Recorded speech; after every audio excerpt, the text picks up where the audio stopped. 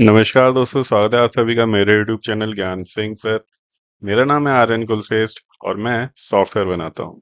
तो गाइस, इस वीडियो में हम लोग बात करने वाले हैं क्लाउड नेटिव के बारे में। क्लाउड नेटिव आजकल का बहुत ही एक फेमस टॉपिक है सॉफ्टवेयर इंजीनियरिंग की दुनिया में।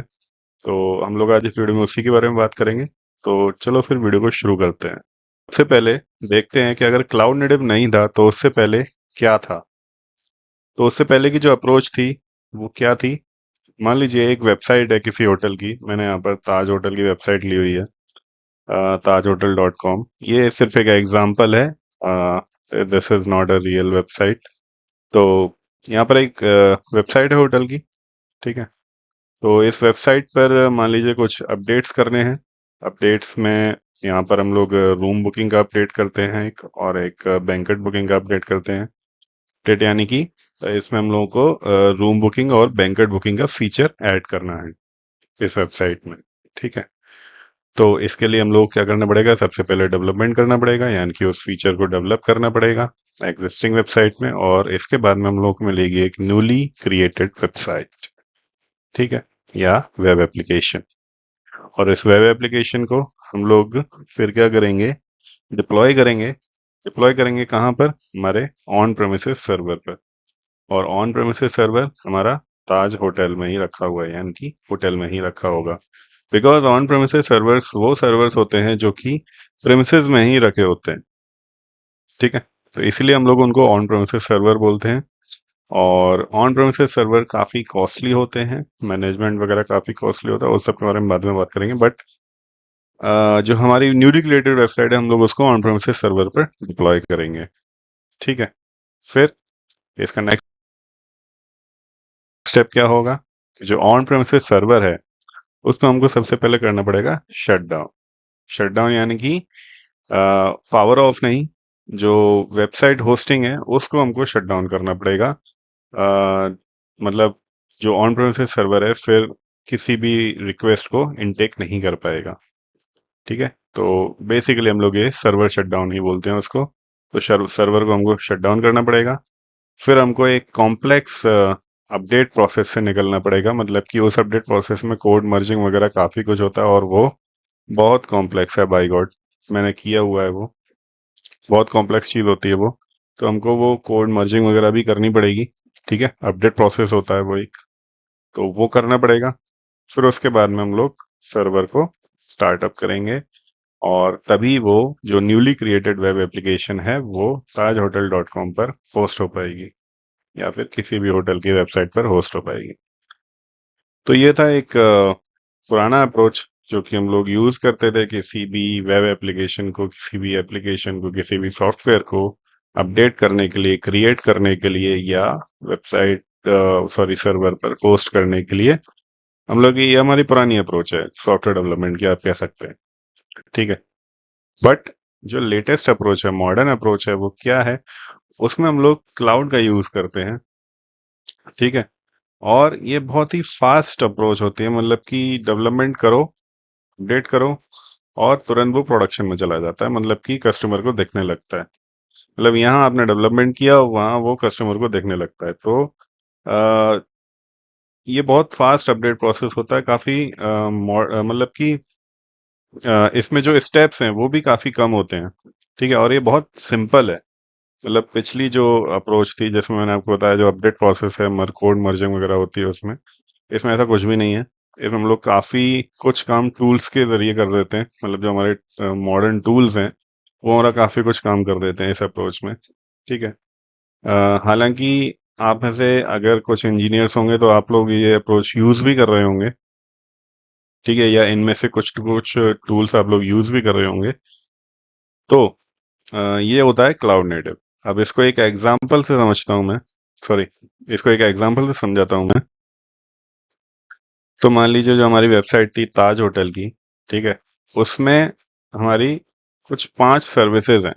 मतलब कि जो हमारी वेबसाइट थी, या वेब एप्लीकेशन थी, या मोबाइल एप्लीकेशन, जो भी आप कहना चाहें, ठीक है, उस एप्लीकेशन में 5 सर्विसेज हमने डिवाइड कर दी, मतलब उस वेबसाइट में। पहली service room booking, second service banquet booking, नहीं, इस तरीके से नहीं। पहली service database, second service front end, third service back and, fourth service VPN networks, ठीक है, थर्ड सर्विस और भी जो भी बचा कुचा जो भी है, ठीक है। तो ये इस तरीके से हम लोगों ने 5 सर्विसेज में डिवाइड कर दिया पूरी वेब एप्लीकेशन को।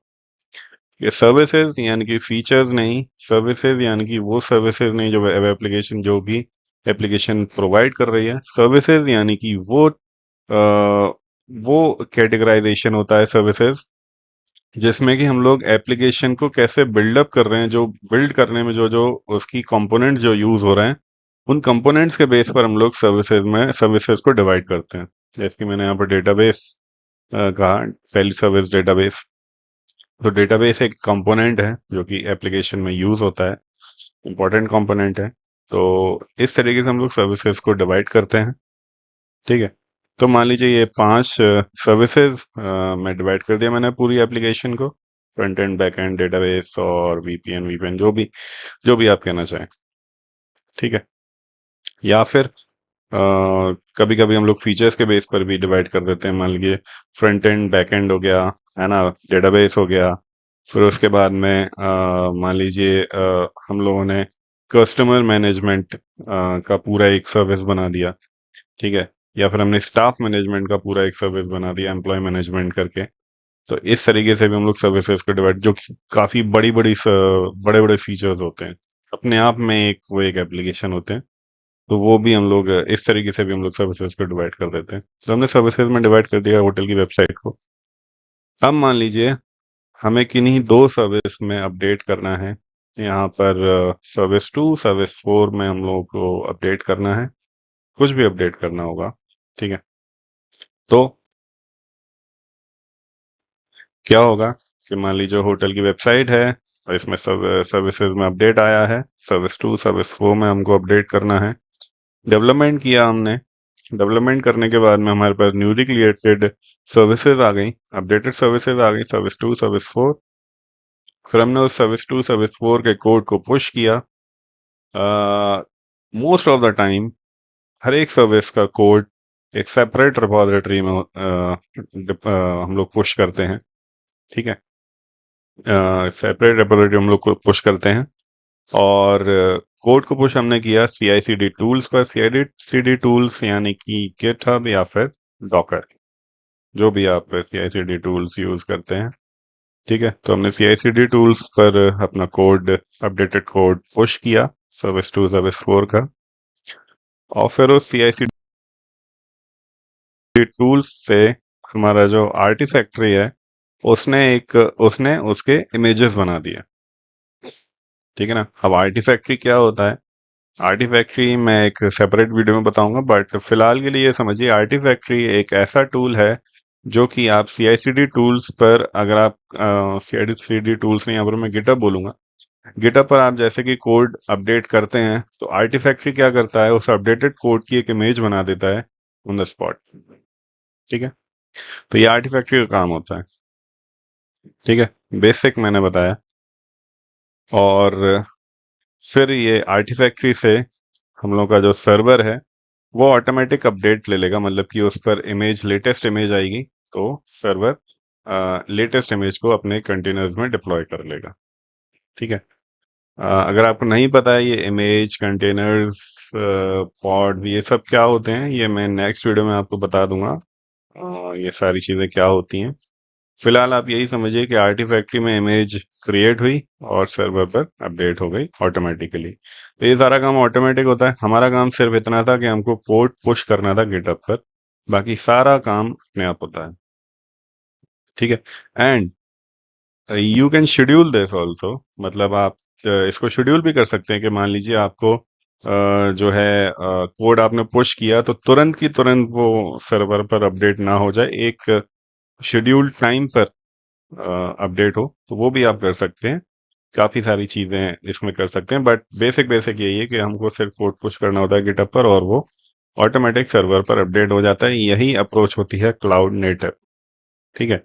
हो सकता है इसमें कुछ स्टेप्स और बढ़ जाएं, कुछ स्टेप्स कम हो जाएं। ये जो ऑर्गेनाइजेशन है या जो डेवलपमेंट टीम है उसके नीड पर डिपेंड करता है कि वो कौन कौन से स्टेप्स को यूज करना चाहता है, कौन कौन से टूल्स को यूज करना चाहता है, तो ये उस पर डिपेंड करता है। ठीक है, बेसिक अप्रोच क्लाउड नेटिव की यही होती है। ये एक मॉडर्न अप्रोच होती है और सॉफ्टवेयर डेवलपमेंट को करने के लिए। ठीक है, this is not a tool, cloud native कोई टूल नहीं है, ये अप्रोच ही है। ठीक है, तो यही है मॉडर्न अप्रोच क्लाउड नेटिव की। और इसमें एक टर्मिनोलॉजी आती है ऑर्केस्ट्रेशन। ऑर्केस्ट्रेशन आप लोगों ने में से काफी लोगों ने सुना भी होगा शायद, अगर आप लोग सॉफ्टवेयर डेवलपमेंट करते हैं तो। बट ऑर्केस्ट्रेशन एक्चुअल में होता क्या है? What is orchestration? आपने सुना होगा ऑर्केस्ट्रा के बारे में। ऑर्केस्ट्रा जिसमें कि कई सारे इंस्ट्रूमेंट्स होते हैं। ठीक है, और वो इंस्ट्रूमेंट्स सारे मिलकर के एक म्यूजिक बनाते हैं। ठीक है, एक अपने मतलब अपने अपने ताल बैठाते हैं, एक म्यूजिक बनाते हैं सारे इंस्ट्रूमेंट्स, तो वो ऑर्केस्ट्रा होती है। ठीक है, इसी ऑर्केस्ट्रा से हम लोगों ने लिया ऑर्केस्ट्रेशन। बट यहाँ पर इंस्ट्रूमेंट्स नहीं है, यहाँ पर सर्विसेज हैं। Service 1, service 2, service 3, service 4, service 5। जैसा कि मैंने आपको पिछले एग्जांपल में बताया था कि सारी सर्विसेज मिलके एक एप्लीकेशन को बनाती हैं। ठीक है, तो यहाँ पर भी वही है, ऑर्केस्ट्रेशन का मीनिंग वही होता है कि सारी सर्विसेज मिलके एक एप्लीकेशन को चलाती हैं। तो यही है ऑर्केस्ट्रेशन। इसकी जो थियोरेटिकल डेफिनेशन है वो ये है। बेसिकली ऑर्केस्ट्रेशन यही होता है कि सारी सर्विसेज मिलके एक एप्लीकेशन को रन करती हैं, और उसी को हम लोग ऑर्केस्ट्रेशन कहते हैं। तो नेक्स्ट अप्रोच है सर्वलेस। सर्वलेस क्या होता है? सर्वलेस भी एक, सॉरी, ये अप्रोच नहीं है, ये मतलब कि एक क्लाउड कंप्यूटिंग में ही एक टूल होता है सर्वलेस नाम से। ठीक है, सर्वलेस में क्या होता है कि मान लीजिए आपकी एक वेब एप्लीकेशन है और इस पर काफी ज्यादा ट्रैफिक आ रहा है। ठीक है, जो कि जो हमारे पहले के जो सर्वर्स होते थे क्या होते थे, क्रैश कर जाते थे। अगर वो उन पर काफी ज्यादा ट्रैफिक आता था तो वो क्रैश कर जाते थे। बट मॉडर्न अप्रोचेस में क्या होता है कि हम लोग सर्वलेस का यूज करते हैं। सर्वलेस एक टूल होता है, एक सॉफ्टवेयर मान लीजिए इसको आप, जो कि क्या करता है, आपके सर्वर में ही छोटे छोटे सर्वर्स को डिवाइड कर देता है। मतलब आपके जो बड़ा सर्वर है पूरा, उसको छोटे छोटे सर्वर्स में डिवाइड कर देता है। ठीक है, वो छोटे छोटे सर्वर्स को हम लोग क्या बोलते हैं, पॉड्स या फिर कंटेनर्स। ठीक है, तो वो कंटेनर्स जो होते हैं, ठीक है, वो स्केल अप स्केल डाउन की कैपेबिलिटी होती है उनमें, सॉफ्टवेयर सॉफ्टवेयर की मदद से, हार्डवेयर में नहीं। ठीक है, सिर्फ सॉफ्टवेयर की मदद से वो स्केल अप स्केल डाउन कर सकते हैं। ठीक है, तो वो उनमें कैपेबिलिटी होती है। ठीक है, ज्यादा डीप में नहीं जाऊंगा मैं, क्योंकि ये सर्वलेस एक अपने आप में एक टॉपिक है, तो वो मैं एक सेपरेट वीडियो में कवर करूंगा। बट फिलहाल आप यही समझ लीजिए कि सर्वलेस एक सॉफ्टवेयर टूल होता है जो कि ट्रैफिक आने पर लोड को इंक्रीज कर देता है ऑन द सर्वर। ठीक है, मतलब कि वो जो भी सर्विसेज होती हैं उनको स्केल अप कर देता है। ठीक है, ऑटोमेटिकली लोड आने पर। तो ये सर्वलेस में कैपेबिलिटी होती है। बाकी सर्वलेस एक सेपरेट टॉपिक है, एक सेपरेट वीडियो में आपको बताऊंगा सर्वलेस क्या होता है। हो सकता है नेक्स्ट वीडियो में आपको बता दूं। ठीक है, कंटेनर्स, पॉड, सर्वलेस, इन सब के बारे में हम लोग बात करेंगे। क्यूबरनेटिस भी थोड़ा सा कवर करूंगा मैं। तो नेक्स्ट वीडियो में मैं वो सारी चीजें बताऊंगा आपको। ठीक है, तो यही होता है सर्वलेस फिलहाल के लिए। और तब तक के लिए थैंक्स फॉर वॉचिंग। अगर आपको वीडियो अच्छी लगी हो तो प्लीज वीडियो को लाइक करिए, चैनल को सब्सक्राइब करिए, and thank you for watching. जय हिंद।